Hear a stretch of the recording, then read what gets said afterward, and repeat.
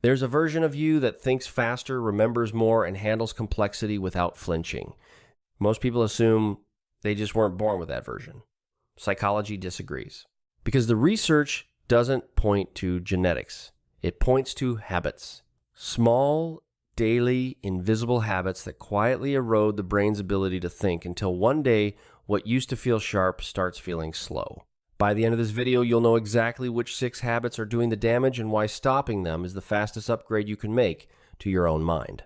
Intelligence isn't fixed. That's not an opinion. It's one of the most replicated findings in modern neuroscience.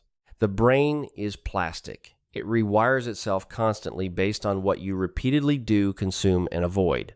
And that means the habits you practice every single day are either building cognitive capacity or quietly stripping it away.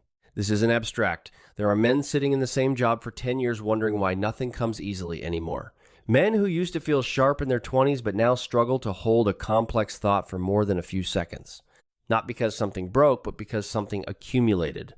Neuroscientist Michael Merzenich, one of the leading figures in neuroplasticity research, spent decades demonstrating that the brain responds to its environment the same way a muscle responds to exercise or to neglect. We're going to go through 6 habits that are doing the most damage. Some of them will be obvious. A few of them might surprise you. Let's start with the one that most people defend the hardest. Habit 1. Chronic short-form scrolling.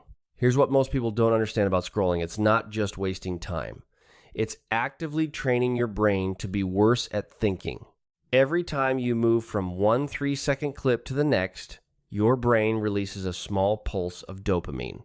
Over time, according to research from University College London, repeated low-effort stimulation shrinks your tolerance for cognitive delay, the ability to sit with a hard problem long enough to actually solve it.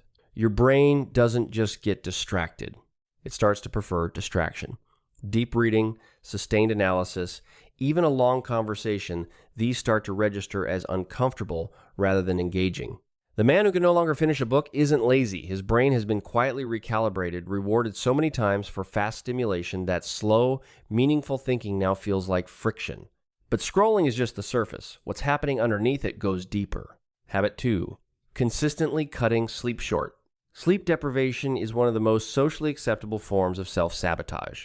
Here's what happens during sleep that most people never think about. The brain runs a biological cleaning process called the glymphatic system.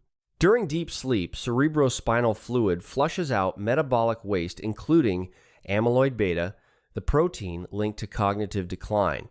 Matthew Walker, neuroscientist and author of Why We Sleep, describes chronic sleep restriction as one of the fastest ways to impair memory encoding, pattern recognition, and emotional regulation simultaneously. Cut sleep to 5 hours for a week, and your cognitive performance drops to a level equivalent to being legally drunk, but your brain, because it's the one measuring, doesn't accurately register how impaired it is. The man who treats sleep as optional isn't disciplined. He's running his sharpest tool on a dying battery. Now here's where it gets more complicated, because the next habit isn't just about what you consume, it's about how your brain has been taught to operate. Habit 3, treating multitasking as a skill. Multitasking doesn't mean doing 2 things at once. The brain doesn't actually do that. What it does instead is switch rapidly, repeatedly, at a cost. Cognitive psychologist David Meyer calls this the switch cost.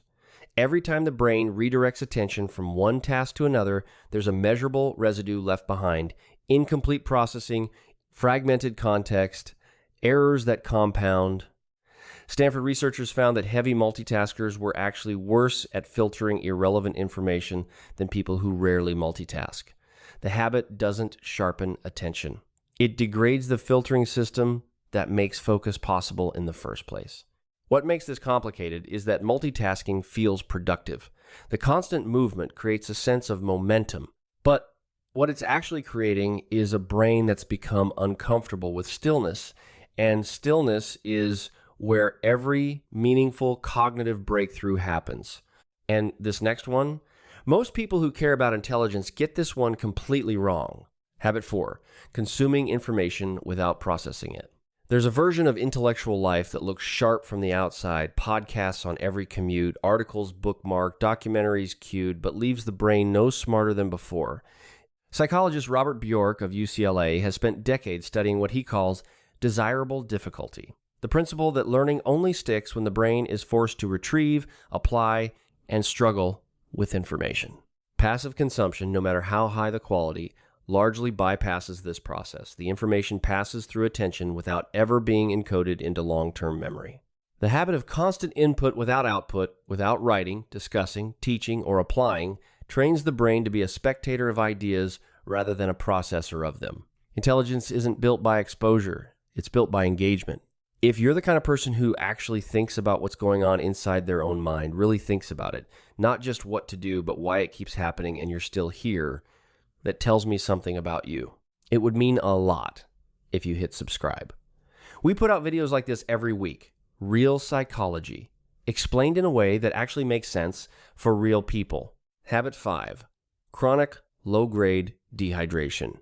This is the one almost no one connects to cognitive performance, and the research on it is striking. A study published in the Journal of Nutrition found that mild dehydration, just 1 to 2% below optimal, was enough to impair working memory, increase mental fatigue, and reduce the ability to concentrate. Not severe dehydration. Mild. The kind most men are walking around with by mid-afternoon because they've had 2 coffees and nothing else. The brain is roughly 75% water. Neural signaling, the electrical transmission that underlies every thought, slows down when cellular water volume drops. Caffeine compounds the problem by acting as a mild diuretic, meaning the very substance most people reach for to stay sharp is accelerating the deficit. This isn't the most dramatic habit on the list, but it's one of the easiest to fix, and the results are often immediate. But this is the root underneath all of it. Habit 6, optimizing life for comfort instead of challenge. Every cognitive ability the brain possesses, memory, reasoning, pattern recognition, creativity, was built through exposure to difficulty. Not distress, difficulty. Psychologist Carol Dweck's research on growth mindset identified a consistent pattern. People who habitually avoid cognitive challenge don't just fail to grow, their existing capacity slowly atrophies. The brain, like any adaptive system, stops maintaining what it doesn't use.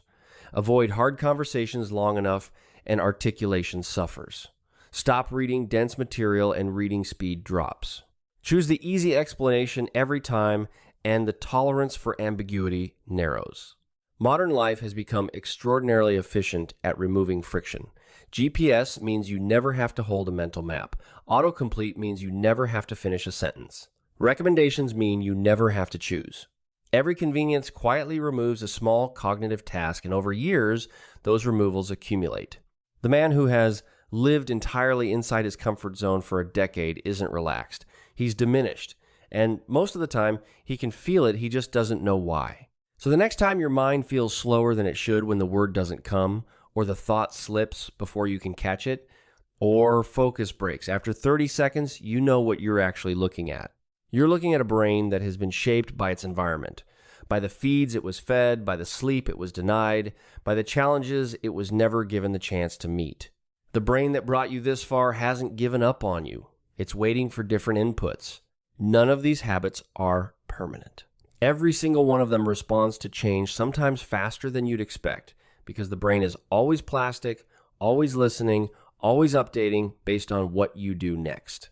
If you want to go deeper on how to actually rebuild focus in a world that's designed to destroy it, I put together a video on that exact topic that I think will hit just as hard. It's right here when you're ready.